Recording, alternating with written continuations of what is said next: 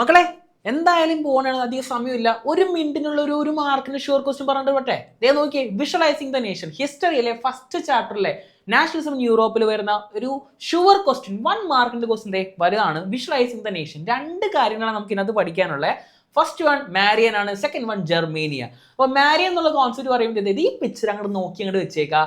അതിലതേ female figure in France ആണ്. അപ്പോൾ ഫ്രാൻസിനെ ഒരു ഫീമെയിൽ ഫിഗർ എന്നുള്ള രീതിയിൽ പോർട്രേ ചെയ്തിരിക്കുന്നത്, വിഷ്വലൈസ് ചെയ്തിരിക്കുന്ന ആലിഗറിയാണ് മാരിയൻ എന്ന് പറയുന്നത്. സോ അവരുടെ മെയിൻ പ്രത്യേകതയാണ് ഇവിടെ കൊടുത്തിട്ട് simple of liberty and republic. Red cap ഒക്കെ വെച്ചിട്ട് കൊക്കയുടെ ആൻഡ് ട്രൈ കളറൊക്കെ ഉള്ള രീതിയിലാണ് ആ പിക്ചറിനെ സെറ്റ് ചെയ്തിരിക്കുന്നത്. അങ്ങനെ ഫ്രാൻസിനെ ഒന്ന് വിഷ്വലൈസ് ചെയ്തിരിക്കുന്നതാണ് നമ്മുടെ മാരിയൻ.